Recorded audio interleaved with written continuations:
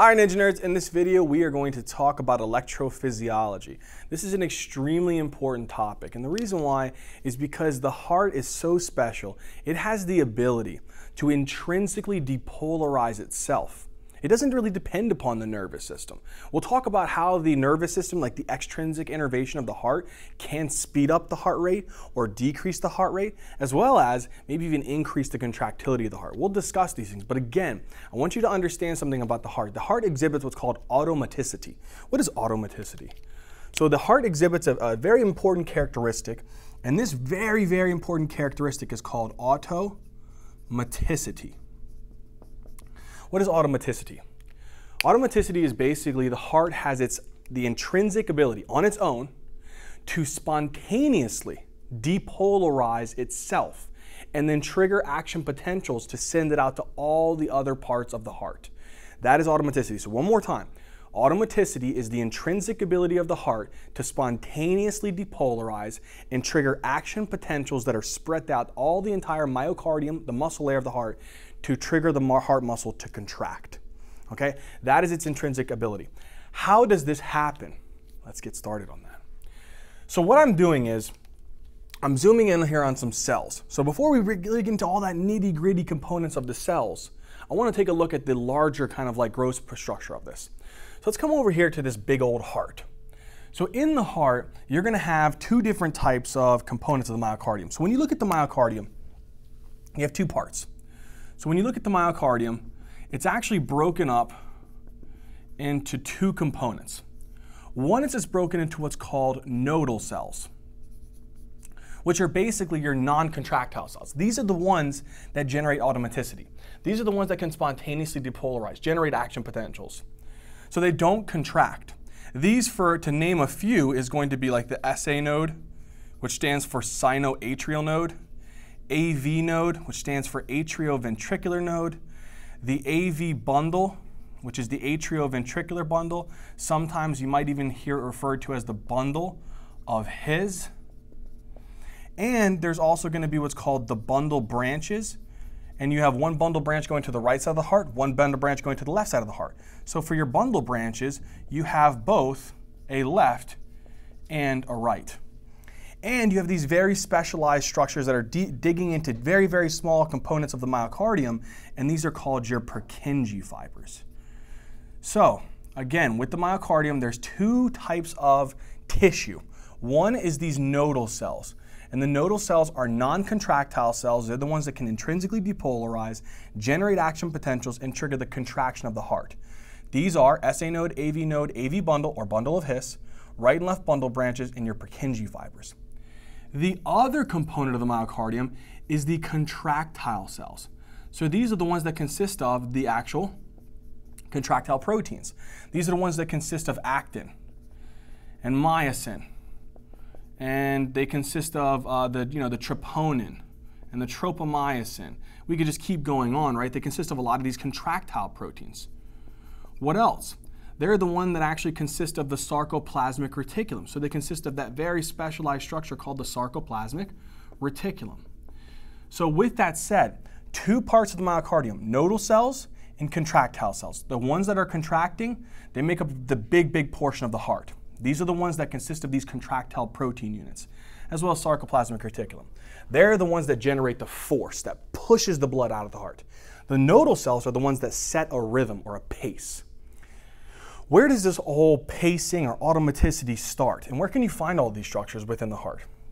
Well, you got to look right at the actual pacemaker of this actual cardiovascular system. Now that we know that the myocardium is made up of two different types of cells, nodal cells and contractile cells, we want to focus on these guys first, these nodal cells. Where can you find these bad boys? Well, we got to look at the pacemaker. We got to look at the one who's actually generating the heart rhythms, or the sinus rhythm.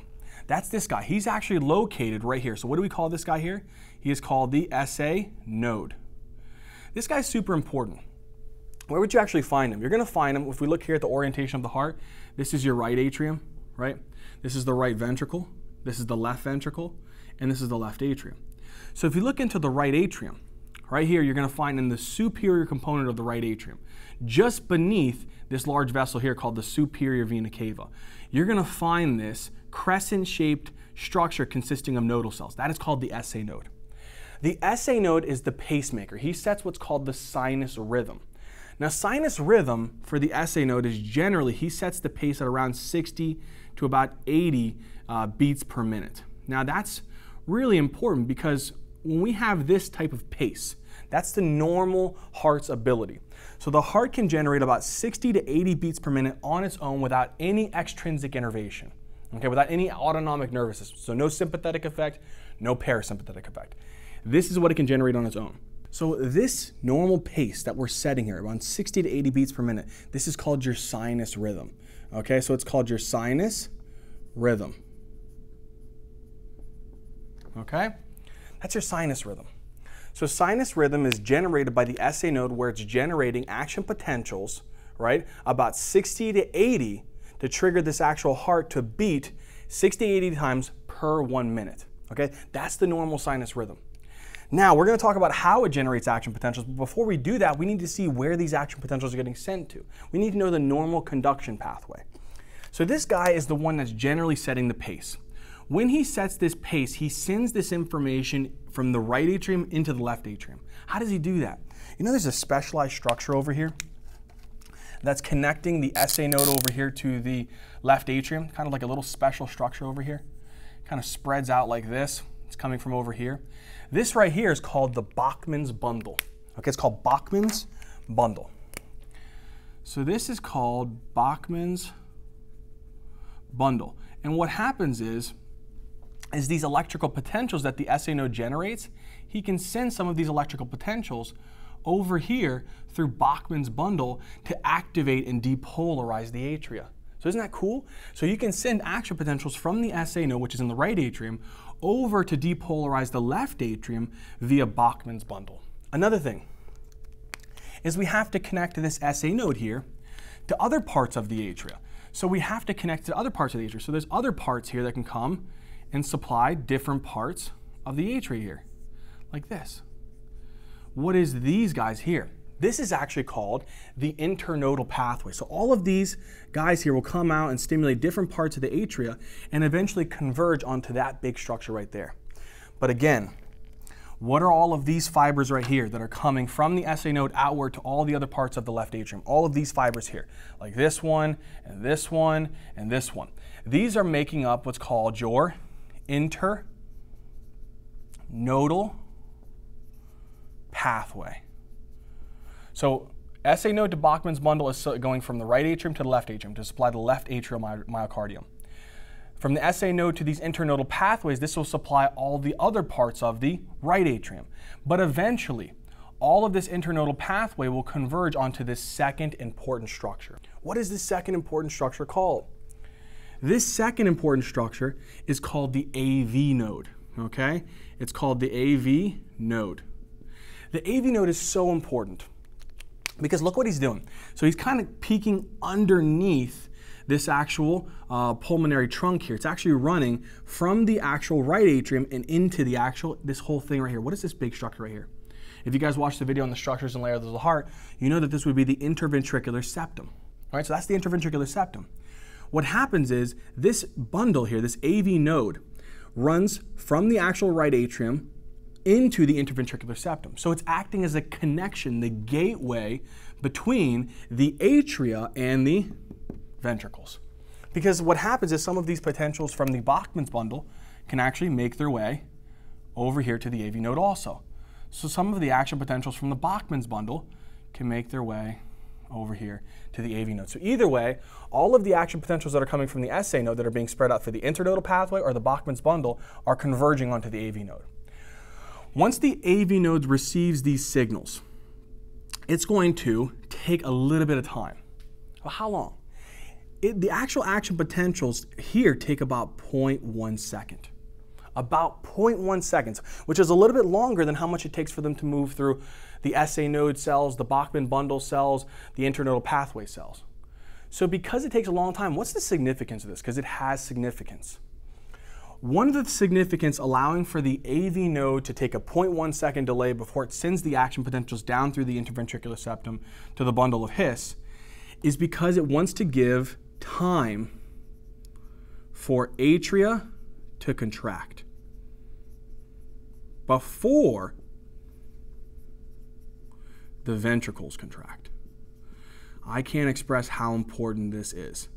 Because of this 0.1 second delay, it gives the time, enough adequate time for the atria to contract and push their blood into the left ventricle.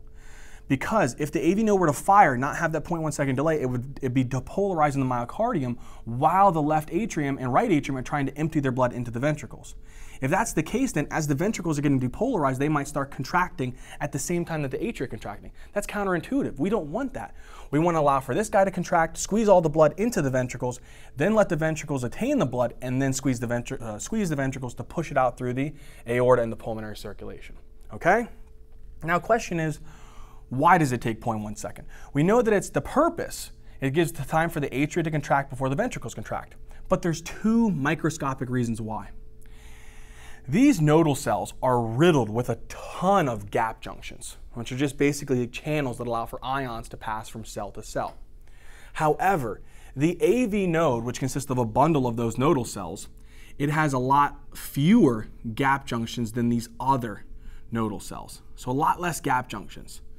So a lot less ions can flow from cell to cell. That decreases the actual speed at which it's moving. That's one reason. That's why it takes a little bit longer.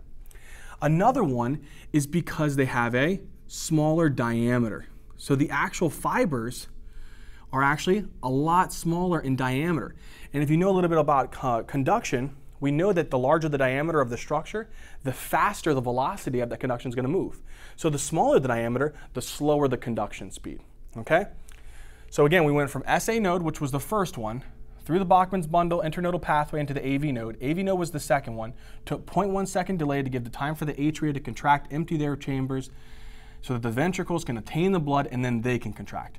Why does it take the 0.1 second delay? Because the AV node has less gap junctions and it has fewer, smaller diameter muscle fibers.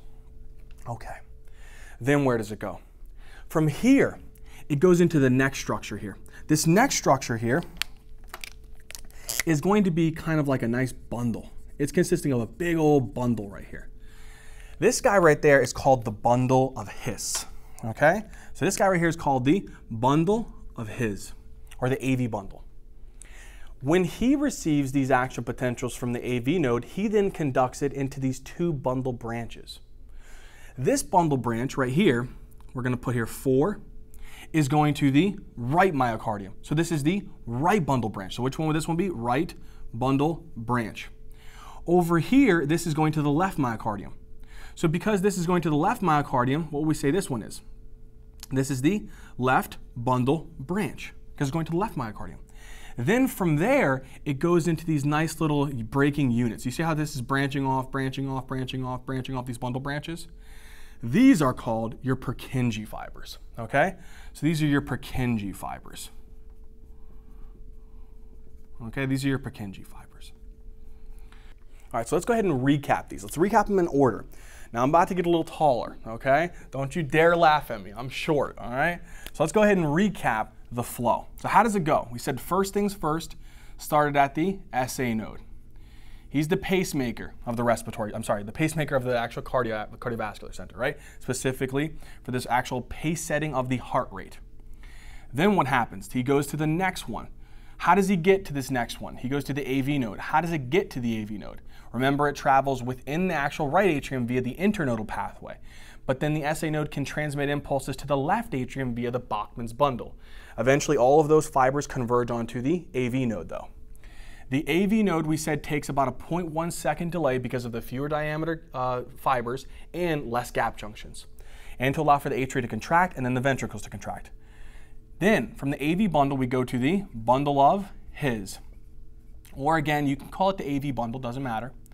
From there, it goes into the right and left bundle branches. Okay, so we're just going to combine these. You can go into the right and left bundle branches. If it's the right one, it's going to the right myocardium. If it's the left bundle branch, it's going to the left myocardium. Then from here, you're going to go into the last one, which is going to be the Purkinje system, so the Purkinje fibers. And this will supply different components within the myocardium and trigger the myocardium to contract. We did that now. So now we've covered the actual cardiac conduction system. Okay, sweet. From there, now what are we going to do? Now we know the cardiac conduction system, the actual gross anatomy-like flow. But now we got to be even more specific. How does it generate these action potentials? How does it actually do it? So now what we're going to do is we're going to do two things. I'm going to take this SA nodal cell. I'm going to take out of this SA node, I'm going to take and expand on one of the cells. Then I'm going to take a piece out of the myocardium and I'm going to expand that out and look at one cell. So we're going to look at two different types of cells. We're going to look at a nodal cell and we're going to look at a contractile cell and see how these cells are communicating and what's all these ion channels and stuff, okay? So let's go ahead and get started. So this cell right here, let's actually just denote it right away. This is our nodal cell. Okay, this is going to be the nodal cell. And this one over here, just so we can get right out of the way, this is going to be the contractile cell.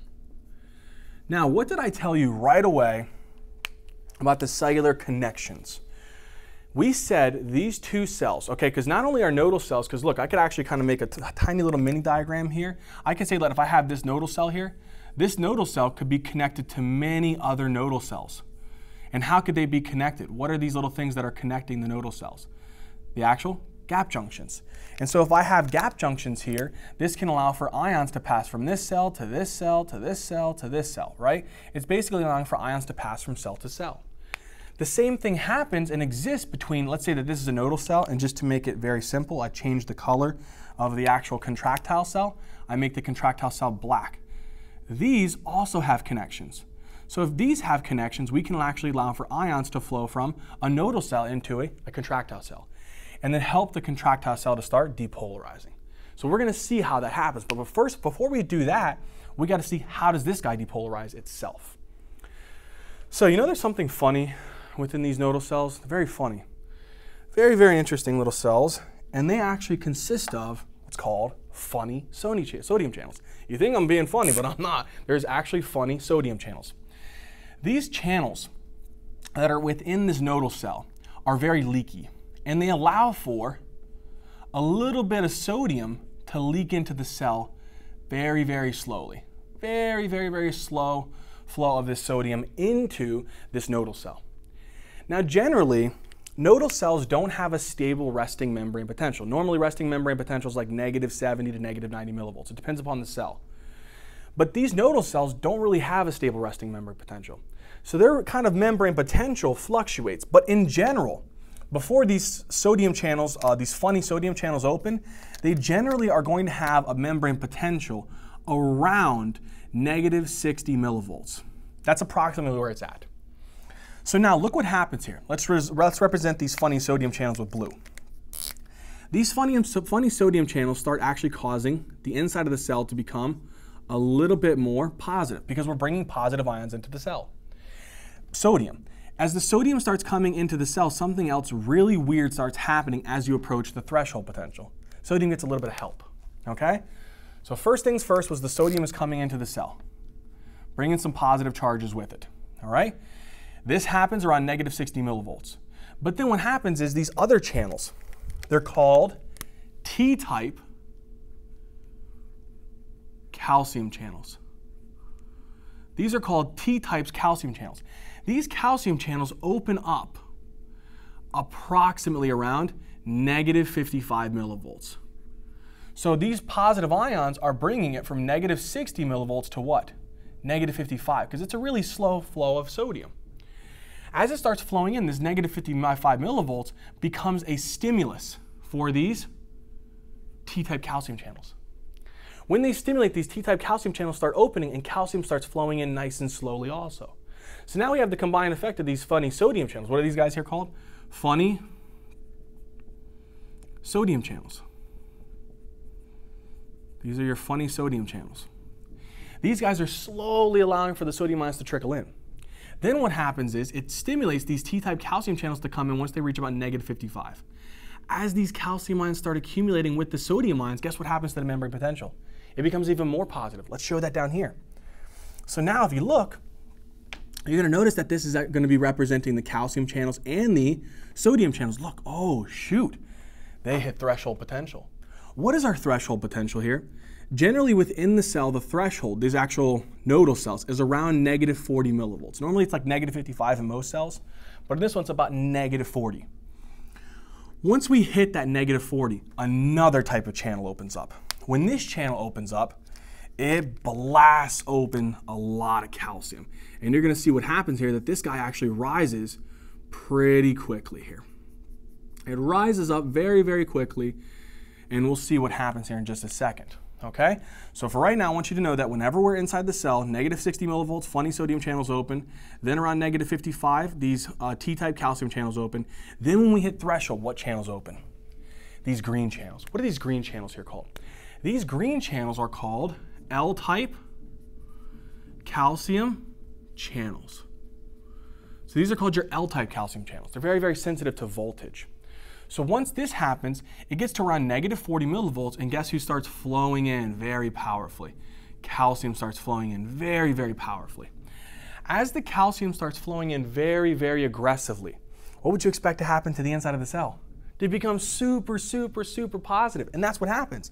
Look, it goes up to -40, and wah, shoots up. How high does it go up to? It generally goes up to approximately, in this cell, because the calcium is coming in very, very, very aggressively, it generally comes in to approximately around +40 millivolts. So it comes into about +40 millivolts. As these L-type calcium channels open, the calcium starts rushing in. You're bringing a lot of positive ions into the cell.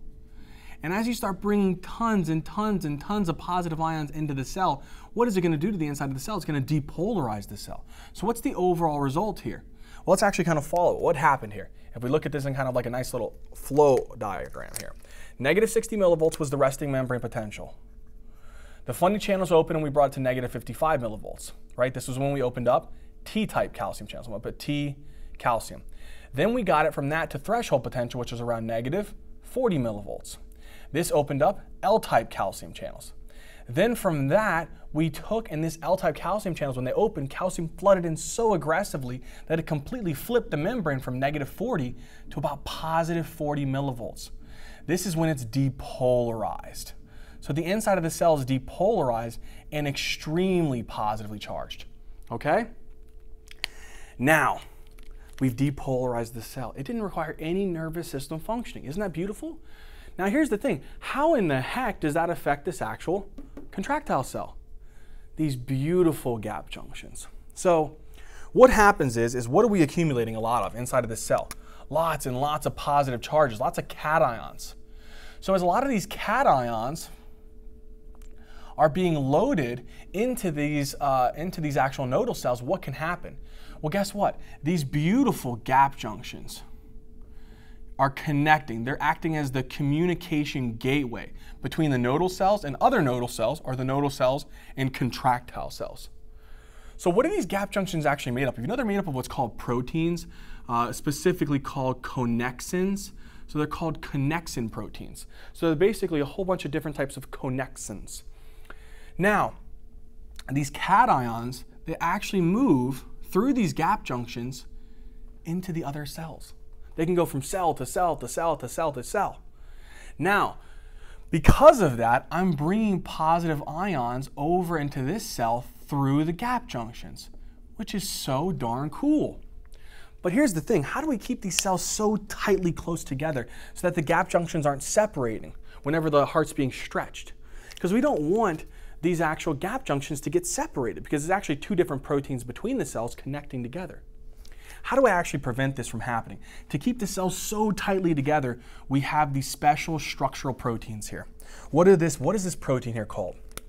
This protein here is called desmosome. Okay, it has what's called desmosomes. Now, desmosomes are super cool because they consist of a bunch of different proteins. Like, for example, these green proteins here that are connecting the cell to cell, allowing for the cell-to-cell communication, these are called cadherins. And then these proteins here, these blue proteins, these are actually your attachment plaques, and there could be many different proteins that make this up. It could be what's called desmoplakin. There could be what's called other different types of chemicals. We're not going to go into all of these different types. I don't want to do that.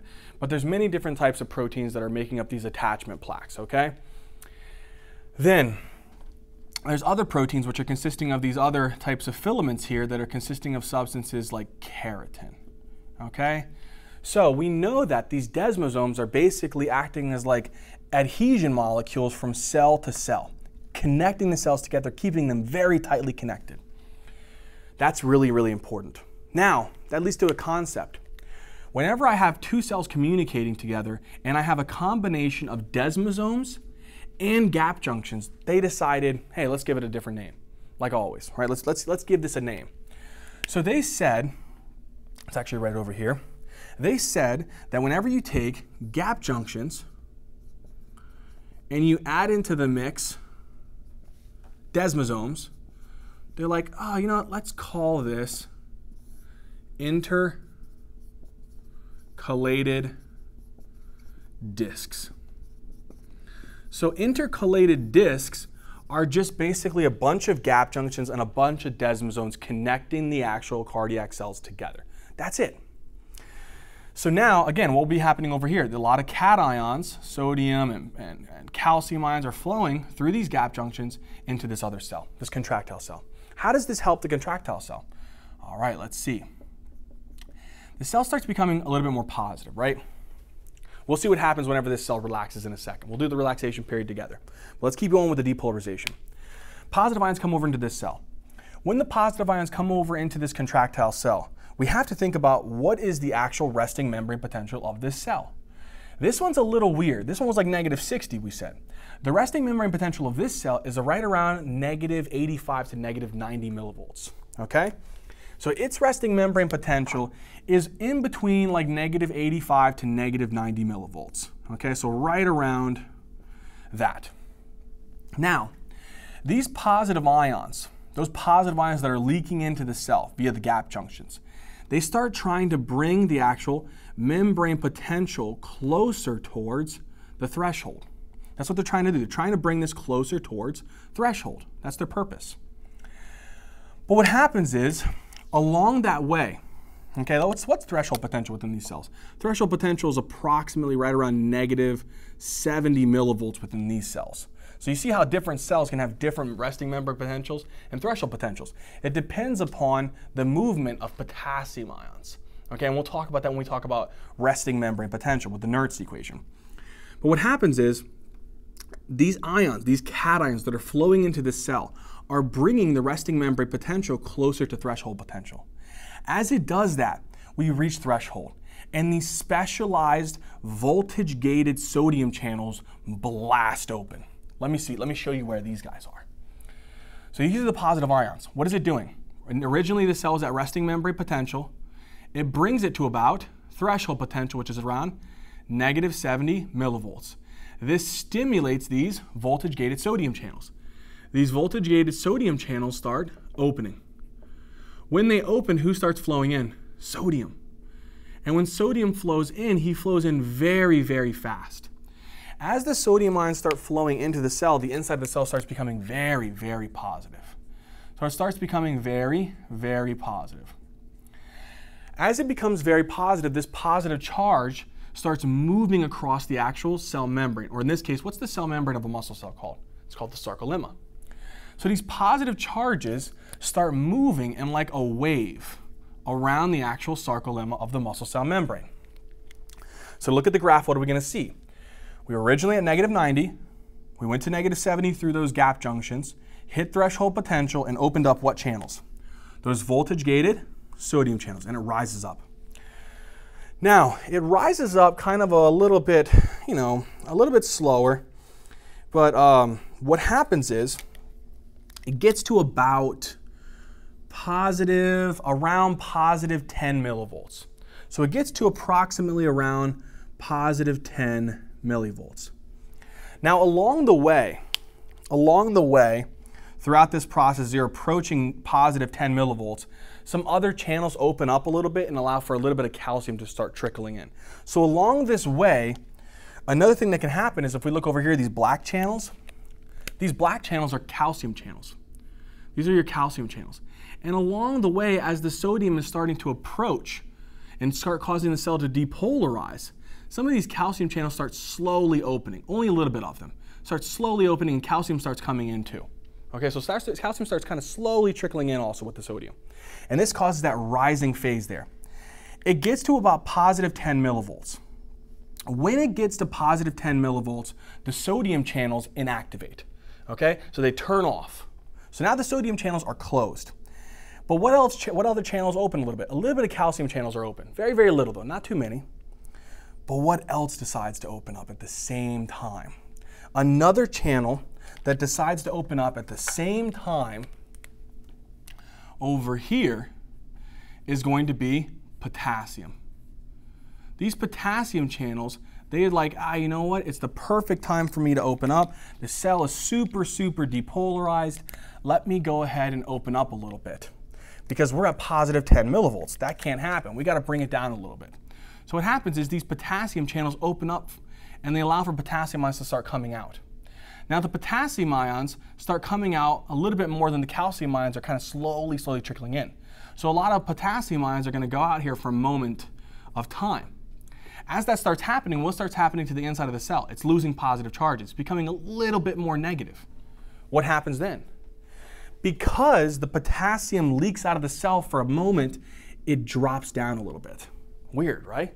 Has a little drop. And it drops from about 10 millivolts to around 0.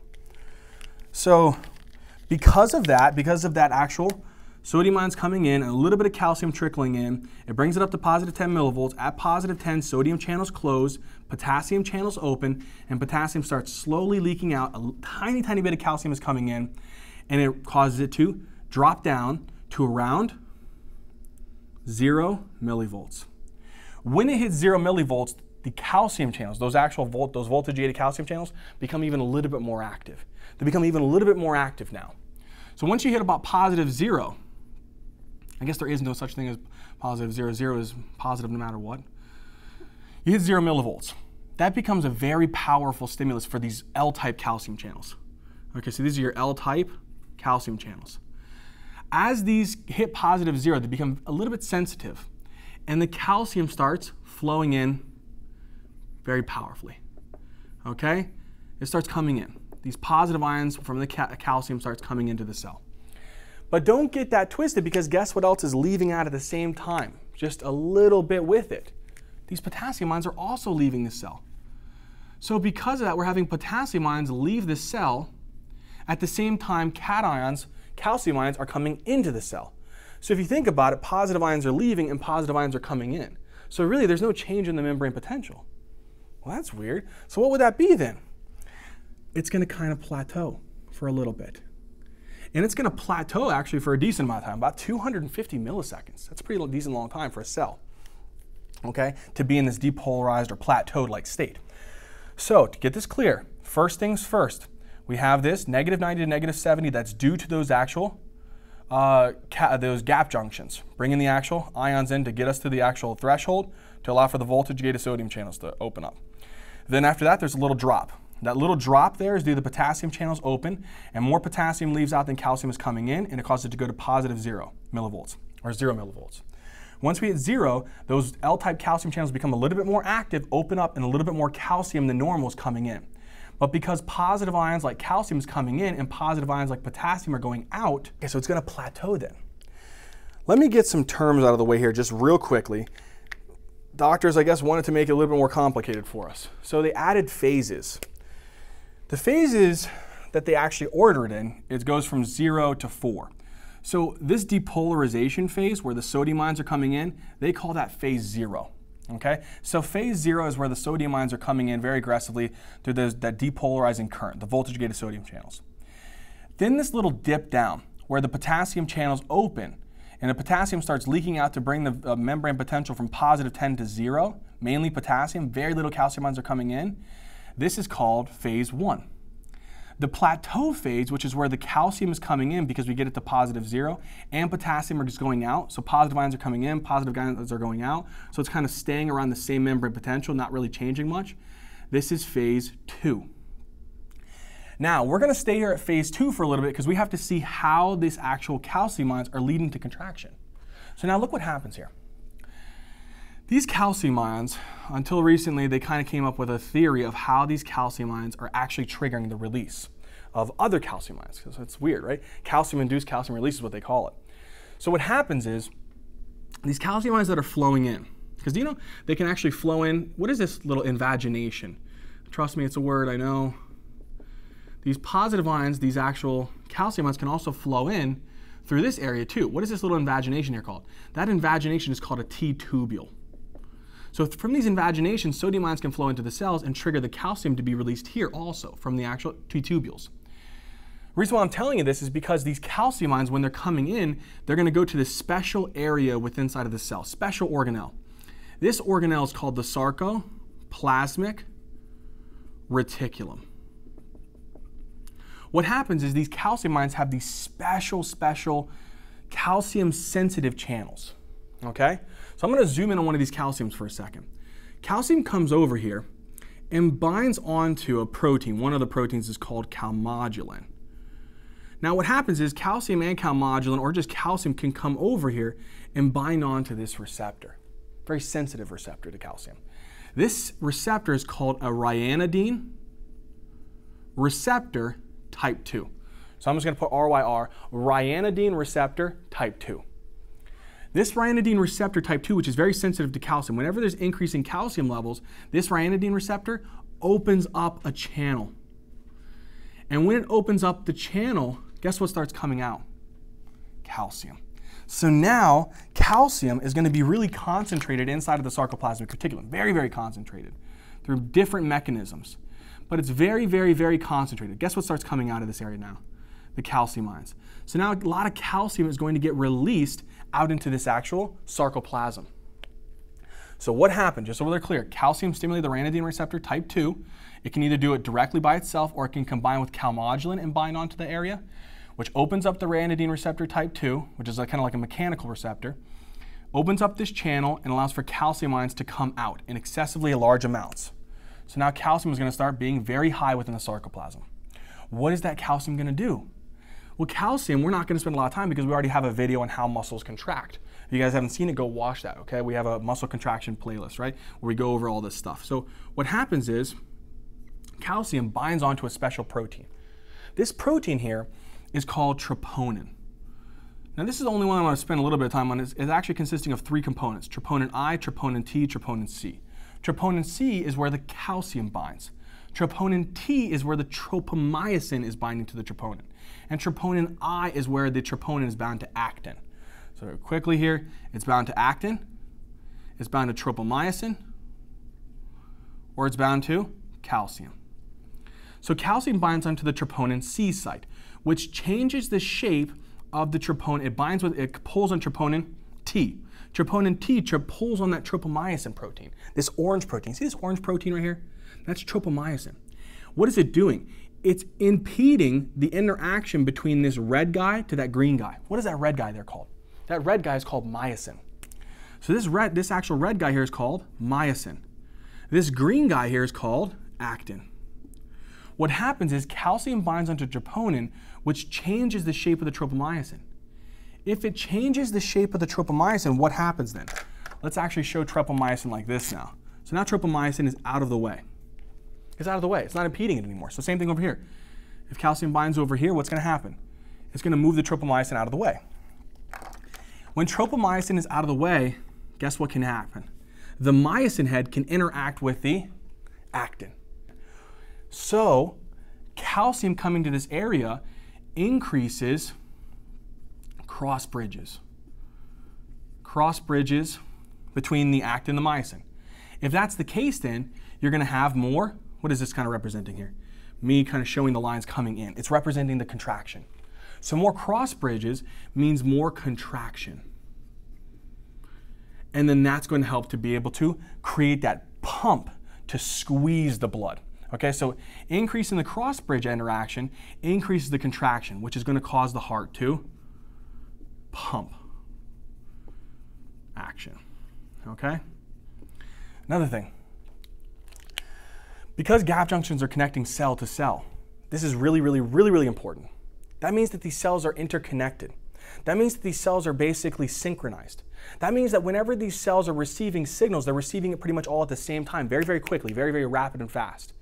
So these muscle cells that are contracting, again, I could actually say that this is one muscle cell. But at the same time, if I were to come over here for just a second, let's say that I had over here. Here's another muscle cell. And the ions from this one are flowing to this one. Or they flow over here to this one. All of these muscle cells are going to be getting depolarized around the same time. So they synchronize their action to where they contract as a unit. They call this a functional syncytium. Not even going to attempt to spell that. Okay, you can try to look that up or something, okay, how to spell it. But again, the whole purpose is I want you to understand is that these actual nodal cells are extending these action potentials to all the myocardium through these gap junctions. So because of that, they contract as a unit, or they don't contract at all. So this contracting as a unit is actually the action of the functional syncytium. Holy crap, that's a heck of a word, right? All right, so that's that now. So we've seen that action. Now let's get into how we actually get this cell to rest. How do we get this cell to rest? Well, we were at positive 40 millivolts because these voltage-gated calcium channels, these L-type calcium channels are open. When we hit positive 40, they shut off.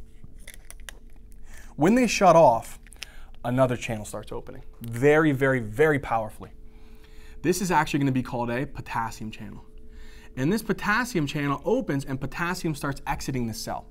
As you start losing tons and tons and tons of potassium ions, you lose positive ions. What starts happening to the inside of the cell? You start losing positive ions, the cell's going to start becoming a little bit more negative.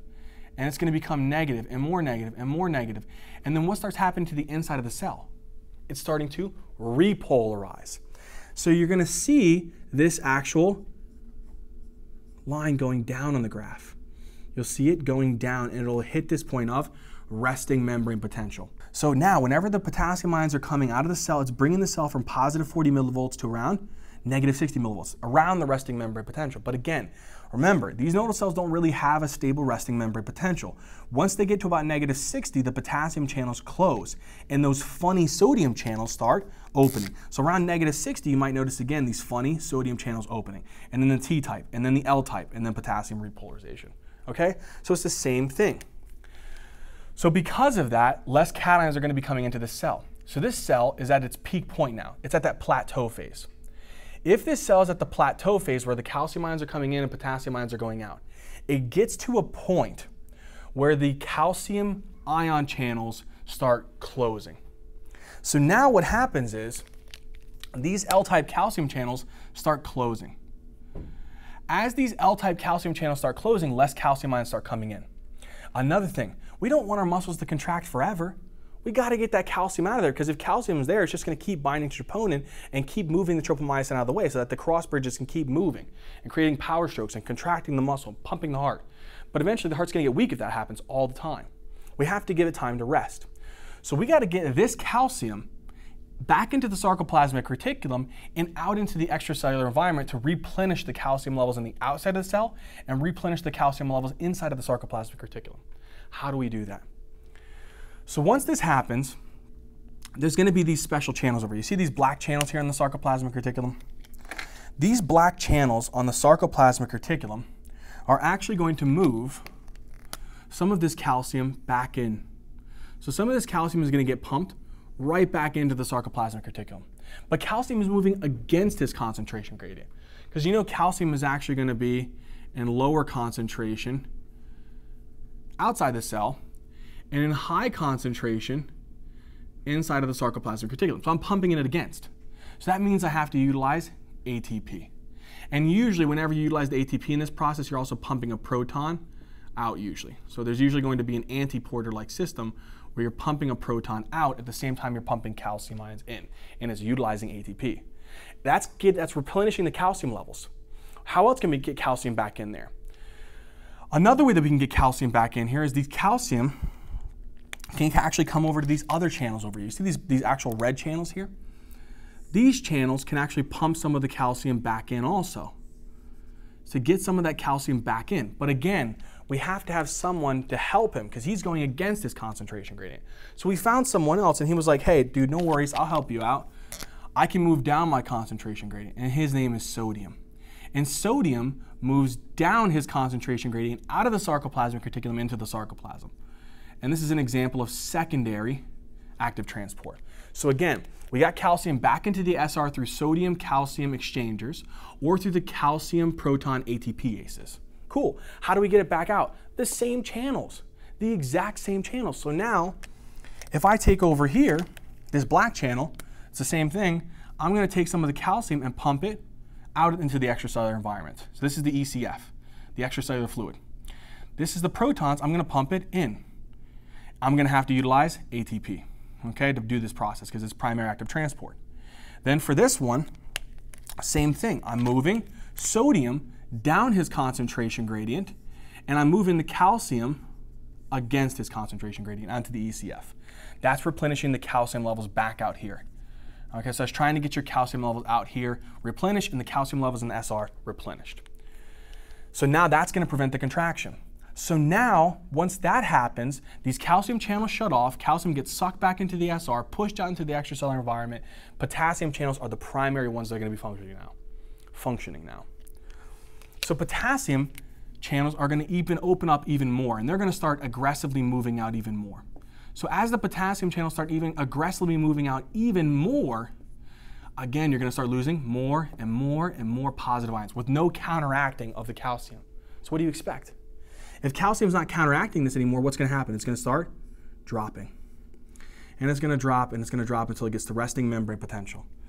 And then when it drops at the resting membrane potential, it'll have this brief period in time where it'll actually kind of stay rested until ions from this cell, let's say a nodal cell, leak into this myocardial contractile cell again via the gap junctions. And if that happens, what happens?